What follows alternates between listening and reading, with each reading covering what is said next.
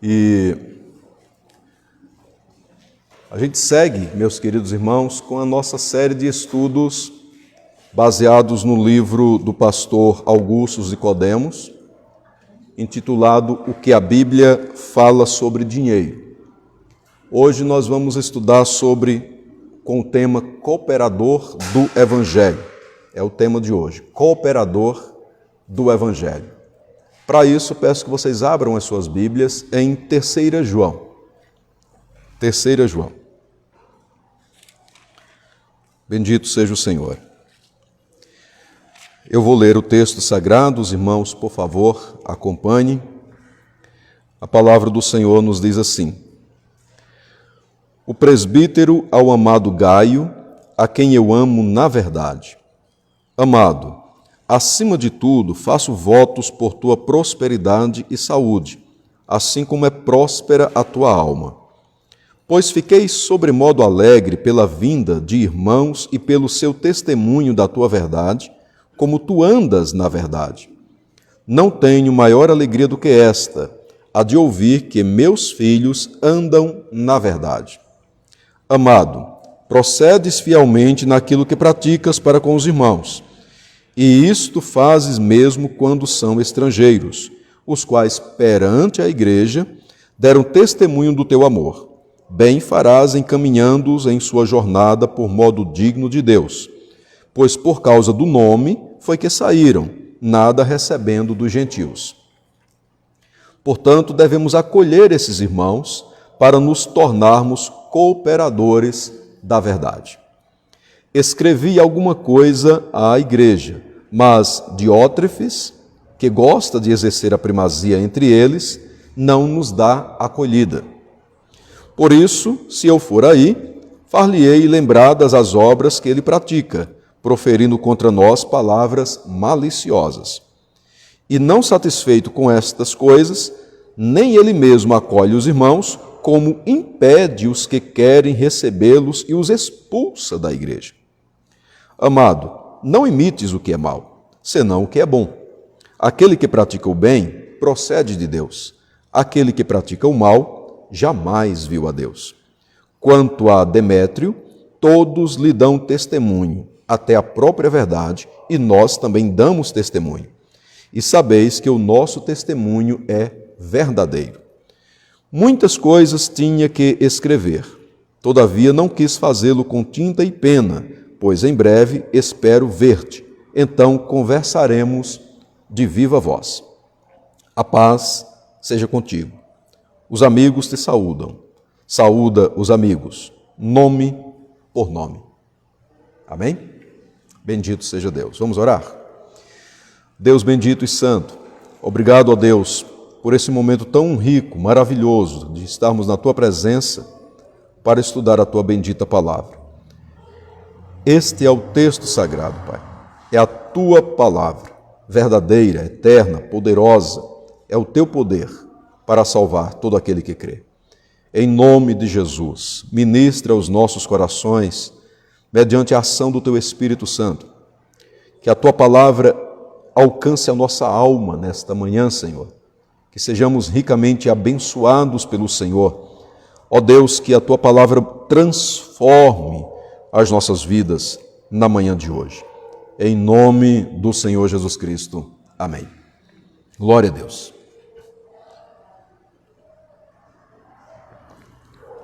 Irmãos,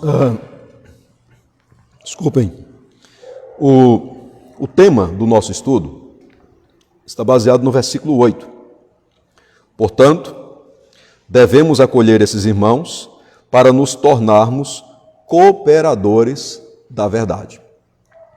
A verdade aqui é o Evangelho, é a palavra.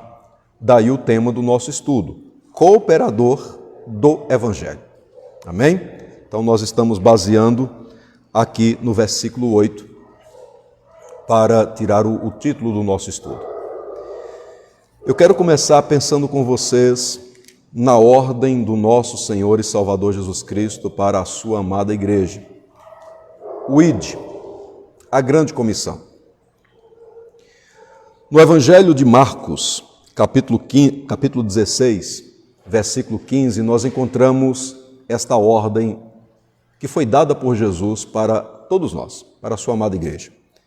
Está escrito assim: e disse-lhes: ide por todo o mundo, pregai o evangelho a toda criatura.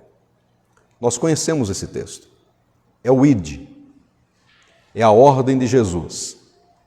Saiam por todo o mundo. Ou sendo ainda mais fiel ao texto, por todos os lugares onde vocês forem, preguem o evangelho a todas as pessoas. Não é apenas a ideia de sair daqui e ir para o outro lugar e lá pregar o evangelho. É mais que isso. É pregar o evangelho por todos os lugares onde a gente caminha.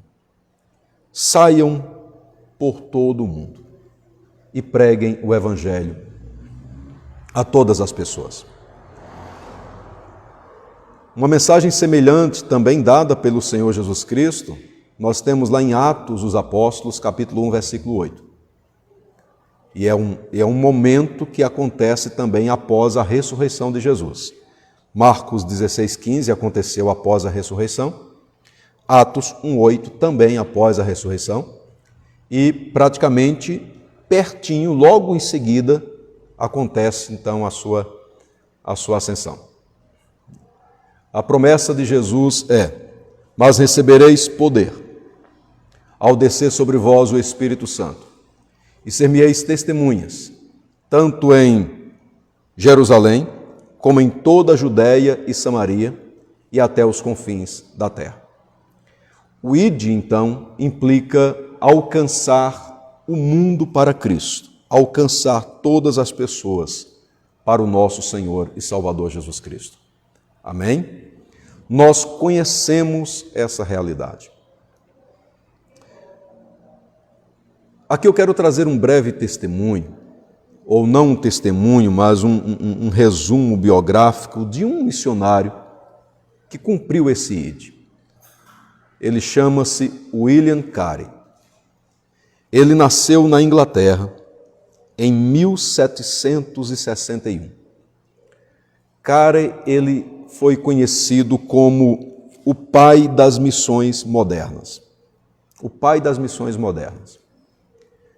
Ele nasceu numa família muito pobre. Aprendeu a profissão de sapateiro. Trabalhava como sapateiro.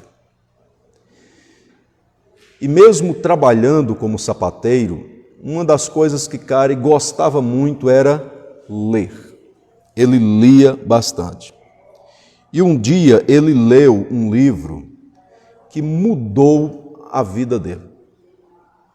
Esse livro falava era um diário do famoso explorador britânico do mar, o capitão James Cook.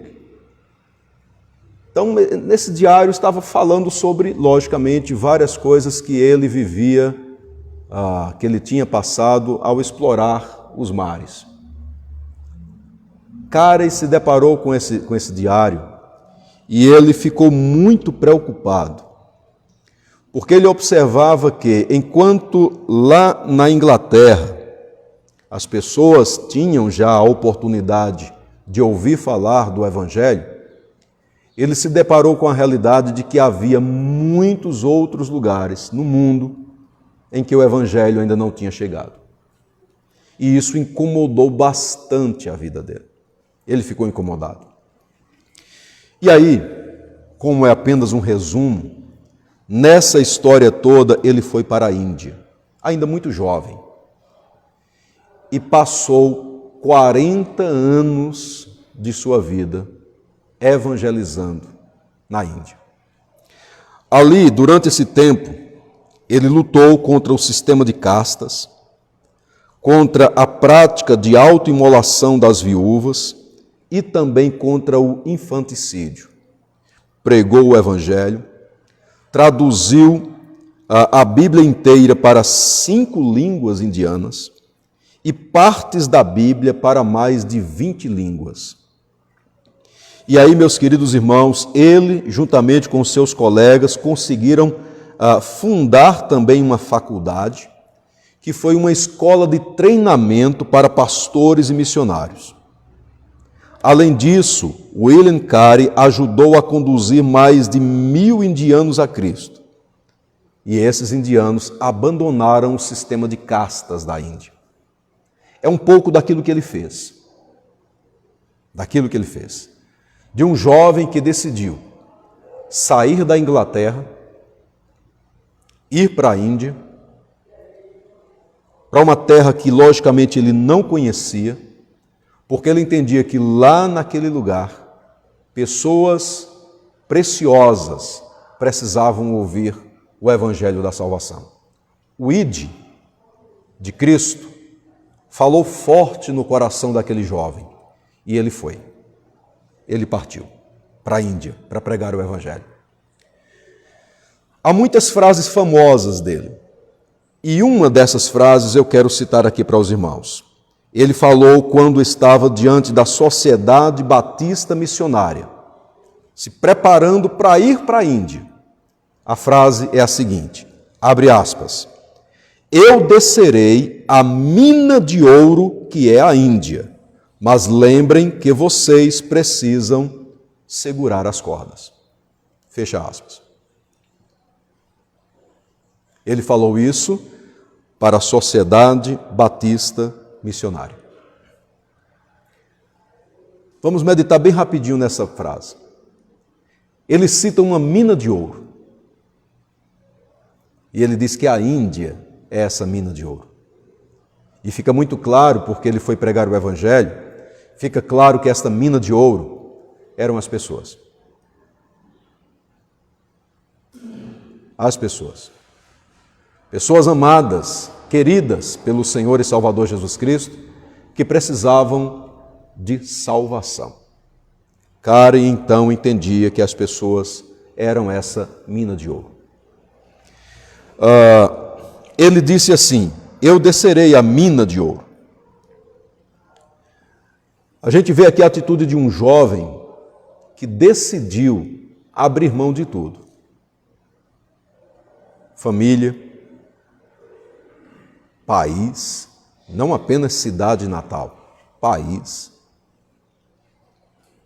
oportunidades na Inglaterra, sai de tudo isso, abre mão de tudo isso. Por quê? Porque ele foi incomodado pelo Senhor e Salvador Jesus Cristo para abençoar o povo indiano. Então é uma atitude de renúncia, é uma atitude de abrir mão. Semelhante ao nosso Senhor e Salvador Jesus Cristo, que também deixou a sua glória e veio a este mundo para cumprir a vontade do Pai e trazer eterna salvação para cada um de nós. Bem, mas essa frase fala um pouco mais para a gente. Ele chama aqueles irmãos para segurarem as cordas. Ele diz isso, eu vou descer aquela mina. Tem muito ouro lá na Índia tem muito ouro. Tem muita gente que vai ser salva, que precisa ser salva. Eu descerei, mas eu preciso que vocês fiquem segurando a corda. É uma ideia de alguém que desce a um fundo do poço para resgatar do fundo do poço pessoas preciosas aos olhos de Jesus, mas que precisa de um apoio aqui em cima, de alguém que põe as mãos nas cordas, põe força e participa do trabalho missionário. Foi isso que Carey falou para a Sociedade Batista Missionária. Vocês precisam segurar as cordas. A gente vai meditar um pouco agora em 3 João, exatamente nessa perspectiva. Pensando um pouco nessa ideia de segurar as cordas. Porque, queridos, tem muita gente que está indo ao poço, que está indo à mina preciosa, entendendo que isso foi uma ordem de Jesus. Tem muita gente que tem renunciado pais, familiares, países, cidades, enfim, trabalho, oportunidades de crescimento profissional, renunciado tudo isso para atender o ID de Cristo Jesus e que necessitam, logicamente, de pessoas aqui em cima que tenham a atitude de segurar as cordas. De segurar as cordas. Participamos ou cooperamos com o Evangelho, com a expansão do Evangelho, tanto indo, como também orando e contribuindo. Nós já sabemos isso. E quando nós oramos por aqueles que saem aos campos missionários, quando nós contribuímos com a obra de Deus, seja uma obra no sentido de missões nacionais, missões internacionais, ou a obra de Deus na igreja local, nós estamos segurando as cordas. Amém? Bendito seja o Senhor. E o que nós vemos aqui em 3 João é alguém que segurou firme as cordas. Alguém que não abriu mão. E o nome desta pessoa é Gaio.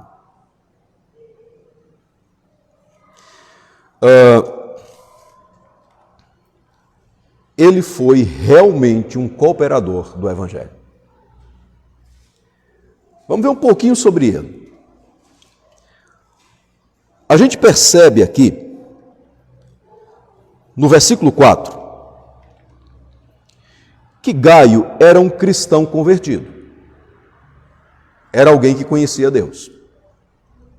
O texto diz: não tenho maior alegria do que esta, a de ouvir que meus filhos andam na verdade. Então, a ideia aqui de andar na verdade,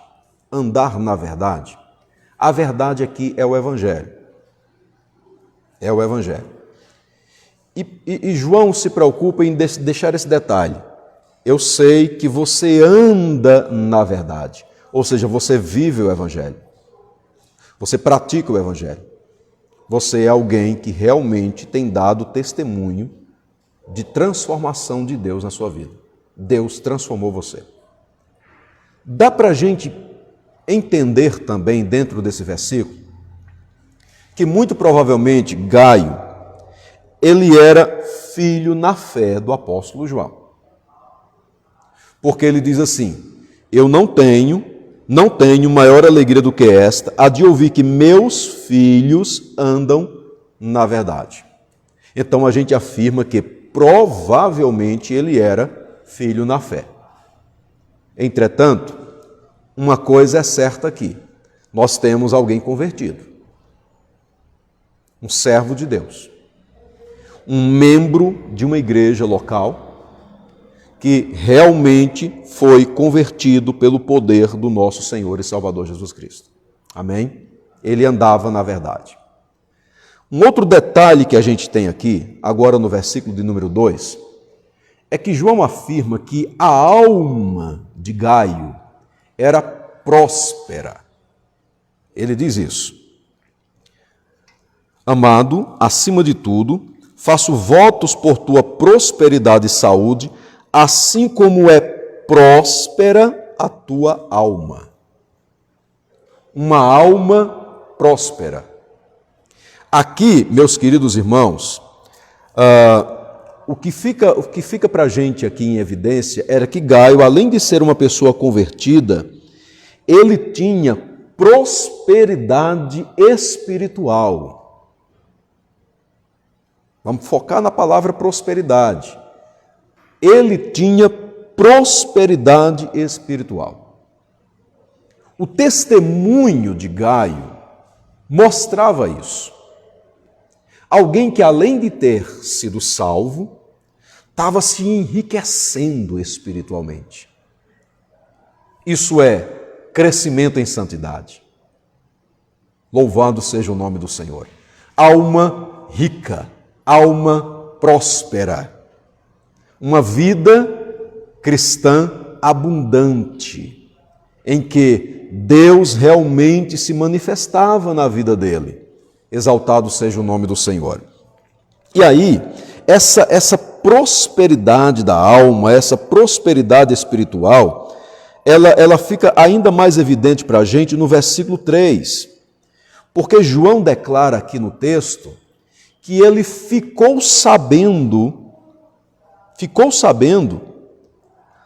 através dos irmãos, de que ele, Gaio, era alguém que vivia realmente na verdade.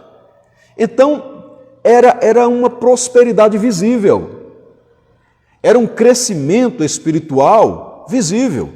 As pessoas viam isso em Gaio, percebiam isso naquele querido irmão, de alguém que realmente estava andando com Deus, vivendo na verdade, e repito, esta verdade é o Evangelho do nosso Senhor e Salvador Jesus.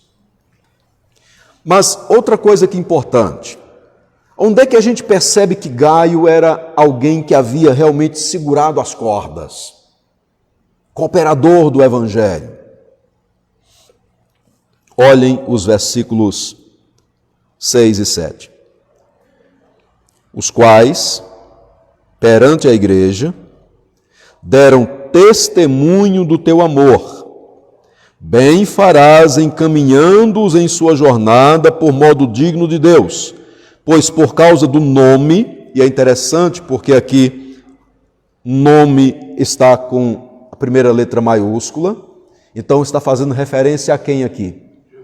Ao Senhor Jesus.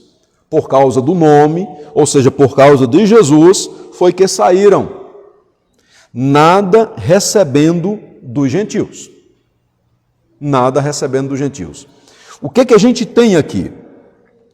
Nós temos aqui pessoas que tinham saído de suas igrejas para alcançar os gentios com a pregação do Evangelho.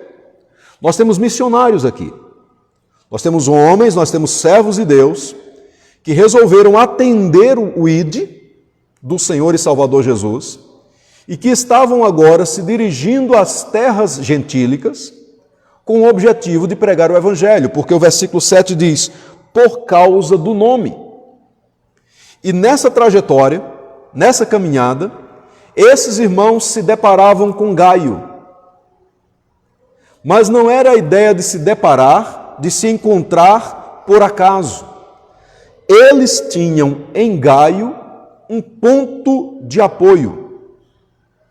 Alguém que recebia esses missionários, hospedava-os, abençoava-os nesse sentido, tanto de hospedagem, como também no sentido de encaminhar essas pessoas para a obra missionária. Então, Gaio era alguém de extrema importância na disseminação do Evangelho em várias terras gentílicas. Bendito seja o nome do Senhor. O que a gente vê também no texto sagrado, meus queridos irmãos, é que esses missionários é como se eles fossem missionários enviados pelo apóstolo João para pregar o Evangelho aos gentios. Pessoas, então, que haviam sido preparadas para que fossem aos campos e pregassem o Evangelho da graça de Deus. No caso desse Gaio, ele tinha duas prosperidades. Ele era tipo assim, ele tinha bens e ele mantinha a obra desses missionários com dinheiro também. Exatamente.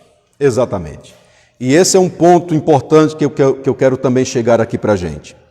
Vejam que no versículo de número 2, a gente já viu que João falou sobre a prosperidade espiritual de Gaio. Mas João também declara que no versículo 2, ele diz assim, amado, acima de tudo faço votos por tua prosperidade e saúde. João queria isso. João queria tanto prosperidade espiritual para Gaio, como também ele queria que Gaio fosse alguém que gozasse de saúde física, assim como fosse alguém que tivesse cada vez mais prosperidade financeira. O que a gente percebe aqui no texto é que Gaio, ele sim era alguém que tinha recursos, e ele usava esses recursos para a expansão do Evangelho. Gaio fazia isso. O dinheiro que chegava em suas mãos era utilizado também para a expansão do Evangelho, repito, em terras gentílicas. E aí, meus irmãos, o que a gente percebe então é como é importante a gente ter pessoas dentro da igreja que têm essa prosperidade, a prosperidade espiritual.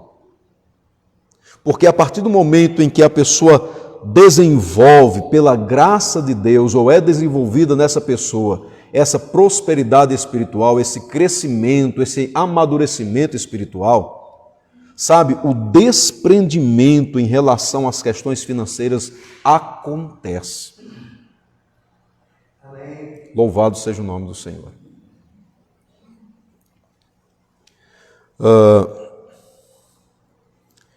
Então, sem Gaio, João não poderia chegar aos confins da terra. Por isso que ele pede que Gaio encaminhe os missionários enviados. Versículo 6 ele diz: bem farás encaminhando-os em sua jornada por modo digno de Deus. Amém? Louvado seja o Senhor. Bem, voltando ali para William Carey, ele precisou de pessoas segurando as cordas para que ele evangelizasse lá na Índia. Os missionários aqui enviados por João, para que eles pudessem alcançar os gentios, eles precisaram também de pessoas como Gaio segurando as cordas. E hoje? É diferente? Não. Não é diferente. O reino de Deus avança a partir do momento em que nós encontramos cristãos convertidos, prósperos espiritualmente e com a visão de cooperar com os recursos financeiros para a expansão do reino de Deus e também os trabalhos da igreja local. O Evangelho necessita de homens e mulheres assim. De pessoas que cooperam. O próprio Jesus, na missão dele, a Bíblia fala das mulheres que ajudavam, Sim. O próprio Judas ele era o responsável pela bolsa, Sim. Recebia as ofertas e... Exatamente, é uma boa colocação. O próprio Senhor e Salvador Jesus Cristo, ele não fez a obra sem que necessariamente recursos financeiros chegassem. Pessoas ofertavam. Louvado seja o nome do Senhor. A própria igreja primitiva, também. Em Atos 2 fala, não tinha necessidade entre eles. Todos eles vendiam tudo que tinham e repartiam. Exatamente. Então, assim, essa questão de pessoas que cooperam com o Evangelho, com seus recursos financeiros, a gente percebe que isso é bíblico. Claramente. A igreja precisa de pessoas assim. Nós devemos ser pessoas assim. Só que, meus queridos irmãos, nem todo mundo que está dentro de uma igreja evangélica tem essa visão. Nem todo mundo tem essa visão. Nem todas as pessoas de uma igreja local, mesmo sabendo que essa é a visão de Deus, resolvem entrar nela. Tem gente que não entra nessa visão. Sabe do ID, sabe que a gente cumpre o ID, tanto indo, como orando, como também contribuindo. Tem gente que não vai, que não ora e que não contribui. Tem gente que entende que se orar já é mais do que suficiente e não contribui.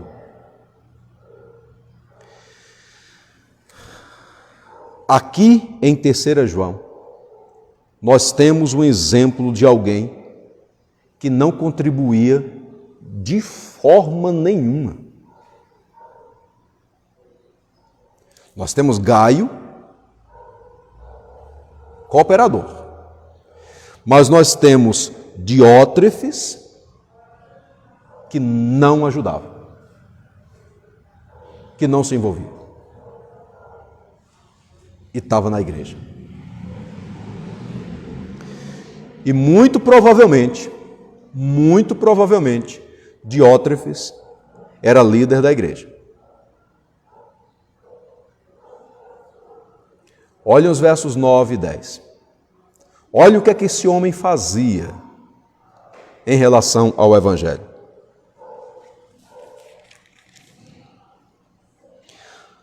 Diz assim: escrevi alguma coisa à igreja, mas Diótrefes, que gosta de exercer a primazia entre eles, não nos dá acolhida.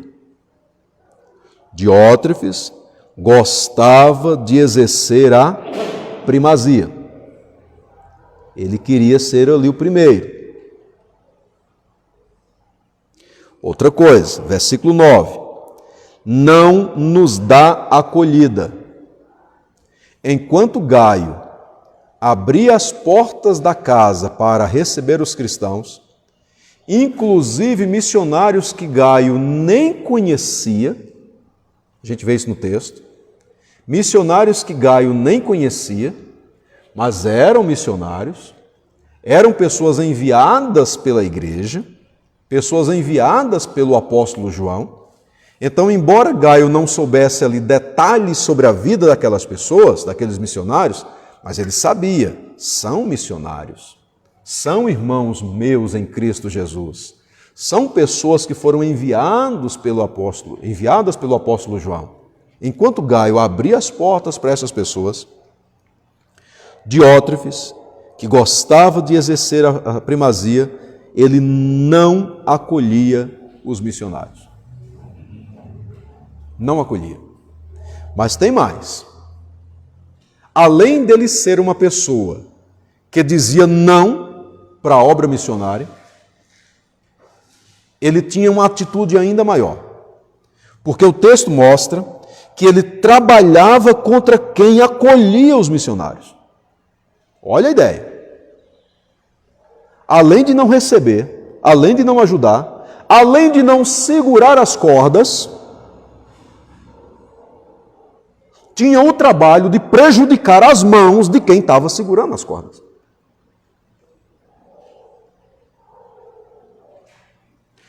Vejam que o versículo 10 diz, finalzinho do verso 10, parte B, e não somente satisfeito com estas coisas, nem ele mesmo acolhe os irmãos, como impede os que querem recebê-los, e os expulsa da igreja. Era o dono da igreja. Se sentia assim. Se sentia o dono. Porque o dono ele não era. O dono da igreja é Cristo. Mas Diótrefes se sentiu o dono da igreja. E as coisas ou eram como ele queria, ou as coisas não aconteciam. Parece que havia como que um ciúme aqui de Diótrefes em relação ao apóstolo João, da obra que João realizava, da expansão do Evangelho, do treinamento de obreiros, de preparar pessoas para o reino de Deus, enquanto Diótrefes não tinha isso, não tinha essa atitude, mas ele queria, de alguma forma, ter destaque dentro da igreja, aparecer dentro da igreja. E já que eu não consigo fazer e quero aparecer, destruo a obra de quem está fazendo. Diótrefes era assim. Tanto é, meus queridos irmãos, que o apóstolo João diz aqui no versículo 10, que ele, Diótrefes, até mesmo palavras maliciosas proferia contra ele. Proferindo contra nós palavras maliciosas. Por duas vezes, nessa passagem que o senhor leu aí, João se unifica, se emana, se tornando uma só pessoa. Ele com todos os missionários que, em nome de Cristo, passavam lá. Sim. Nós. Nós, exatamente. Ele fala, ele fala, nós. Exato. Então, o missionário de Cristo, que leva a palavra, ele é um só. Né? Ele é um só, emanado daquele pensamento.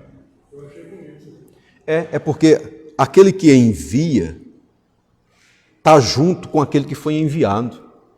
Essa é a ideia da igreja. Quando a igreja, por exemplo, a igreja em Antioquia, quando ela enviou Saulo e Barnabé para a obra que o Espírito de Deus havia chamado, a igreja envia. A igreja de Antioquia enviou. O que é que ela fez? Ela estava em jejum, ela estava em oração. Quando ela ouviu a direção de Deus para enviar Paulo e Barnabé para a obra, imediatamente eles cumpriram, a igreja cumpriu com isso. E ela teve a atitude de impor as mãos, de orar por aqueles irmãos e enviá-los. A ideia de enviar aqui não é aquela ideia de agora vocês podem ir e a gente fica aqui. Quando eles enviaram dessa forma, eles seguraram as cordas. A igreja foi. Exatamente. Não foi apenas Paulo e Barnabé, a igreja foi. Porque a igreja em Antioquia estava sendo representada por Paulo e Barnabé. Essa é a ideia aqui, em 3 João. João está treinando missionários, esses missionários estão indo. Então, consequentemente, a ideia é, nós estamos indo. Bendito seja o nome do Senhor. É muito bom quando a gente tem essa ideia. É maravilhoso quando a igreja tem essa ideia. Puxa, não é o trabalho que o pastor está fazendo e a gente vai ajudar. Não, nós estamos fazendo esse trabalho. É muito diferente. É muito diferente. Essa é a ideia de João, muito, muito bem colocado aqui, irmão Paulo. É sinal que abraçou a ideia. Abraçou a ideia. Já Diótrefes, ele é contra tudo isso. Ele é contra tudo isso. E aí a gente vê um detalhe aqui importante. Porque no versículo de número 11, João deixa bem claro que essa atitude de Diótrefes é considerada como a atitude de alguém que não conhece a Deus. Ele diz assim: amado, não imites o que é mal, senão o que é bom. Aquele que pratica o bem procede de Deus. Aquele que pratica o mal jamais viu a Deus. O bem e o mal aqui está muito bem explicado dentro do contexto. Porque o bem aqui é a atitude de Gaio, de acolher os missionários, de dar hospedagem, de encaminhar esses missionários para a obra, para os campos missionários, de ajudar financeiramente. Esse é o bem aqui. E o mal aqui é o que Diótrefes estava fazendo. Então, o que é que João fala aqui para Gaio? Amado, não imite o que é mal. Pratique o que é bom, pratique o bom, o bem, pratique o bem. Imite aquilo que é bom. Bendito seja o nome do Senhor. Porque o bem procede de Deus. Segurar as cordas procede de Deus. exaltado seja o nome do Senhor. Mas prejudicar a obra não procede de Deus. Quem tem uma atitude dessa, segundo João, jamais viu a Deus. Jamais viu a Deus. No termos nós cristãos hoje em dia, de falar que você ainda não teve uma experiência com Deus. Não teve uma experiência com Deus. Ok? Então, assim, o fato é que nem todo mundo que está dentro de uma igreja tem essa visão que o apóstolo João contemplou em Gaio. Contemplou em Gaio. Agora, vamos para algumas aplicações rápidas aqui para a gente. Vejam como em uma mesma igreja pode ser encontrada pessoas com visões tão diferentes e motivações também diferentes na vida. Em uma mesma igreja, nós encontramos pessoas com visões diferentes e motivações diferentes na vida. E não é que a visão foi passada de forma errada. A visão estava transmitida. A visão correta estava transmitida. Mas dentro de uma mesma igreja, pessoas com motivações diferentes e com visões diferentes. A visão de Gaio, cooperar. A visão de Demétrio, criar um reino para si e atrapalhar. Diótrefes. Demétrio a gente vai falar daqui a pouco. Diótrefes. Diótrefes, com certeza, é um mau exemplo e não deve ser seguido por nenhum de nós. Não sejamos pessoas que atrapalham, dificultam e impedem o trabalho de Deus, mas sejamos como Gaio, cooperadores do Evangelho. Amém, queridos? Louvado seja Deus. Agora, há uma outra pessoa aqui na carta. Versículo de número 12 fala sobre essa terceira pessoa, Demétrio. O texto diz: quanto a Demétrio, todos lhe dão testemunho, até a própria verdade, e nós também damos testemunho, e sabeis que o nosso testemunho é verdadeiro. Demétrio, provavelmente aquele que levou a carta para Gaio. Ele era o portador.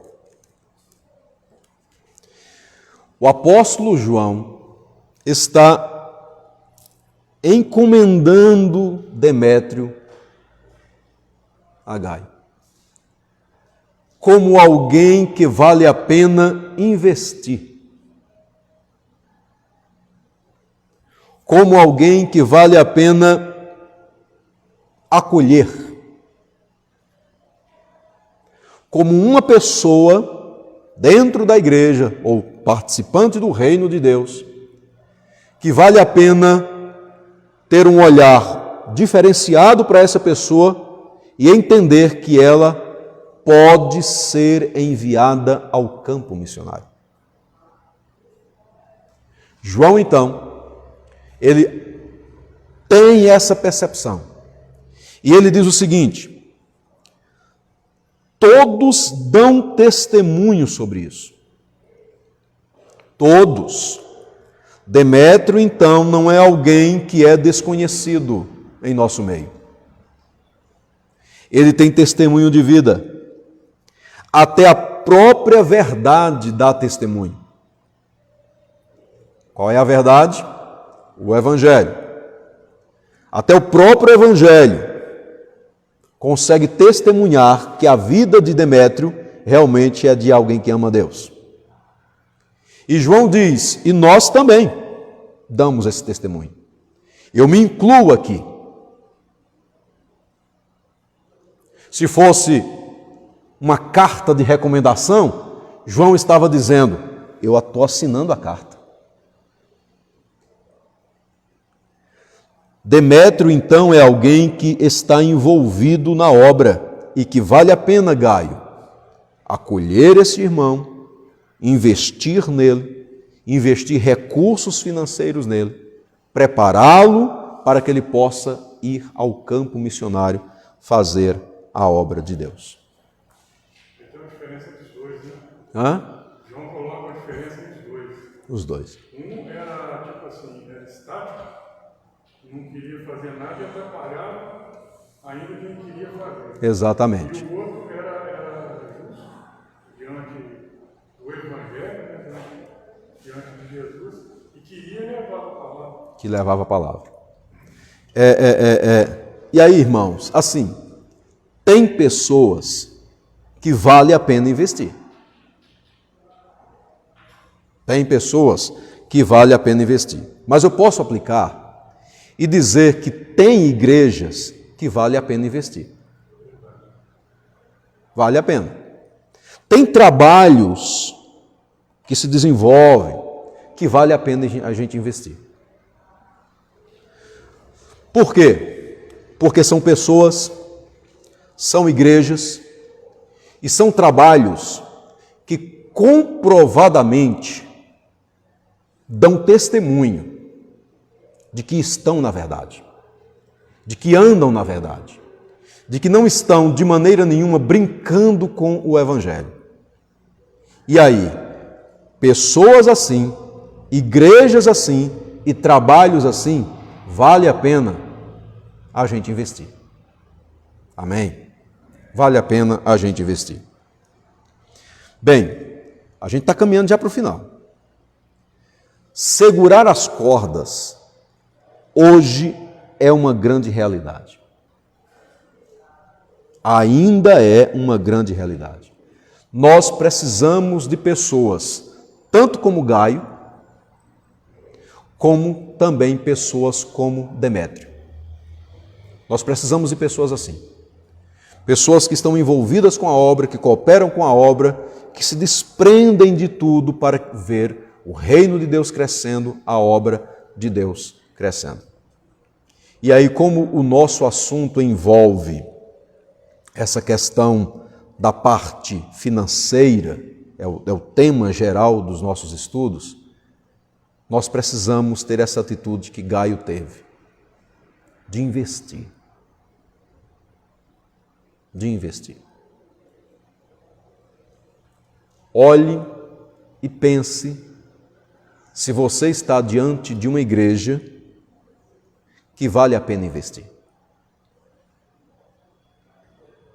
A igreja que você faz parte, a igreja que você congrega, é uma igreja que anda na verdade,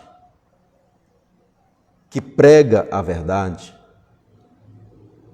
que tem a visão do ID, que procura cumprir a visão do ID, de pregar o Evangelho a toda criatura. É uma igreja, a igreja que você congrega é uma igreja que tem segurado as cordas de missionários que estão nos campos. Então, a igreja que você faz parte, se a resposta é sim, é uma igreja que vale a pena investir. É uma igreja em que vale a pena a gente investir como cooperadores do Evangelho da graça de Deus. Louvado seja o nome do Senhor. Os trabalhos que são feitos dentro da igreja que você congrega, esses trabalhos que necessariamente chamam para a ideia de recursos financeiros, são trabalhos que visam realmente o bem do Evangelho, do reino de Deus e das pessoas que, consequentemente, fazem parte desse reino, que congregam aqui nesse lugar? Se a resposta é sim, então vale a pena investir nesse trabalho. Vale a pena investir. William Carey diz: eu descerei a mina de ouro que é a Índia, mas vocês precisam ficar segurando as cordas. ainda hoje, é uma grande necessidade de encontrarmos homens e mulheres dispostos a segurar as cordas, inclusive com os seus recursos financeiros. Louvado seja o nome do Senhor. Pensemos nisso. Saiamos hoje desta igreja refletindo sobre isso. Se a igreja que você é membro é uma igreja que vive o Evangelho, vale a pena você investir nela. Você está investindo no reino.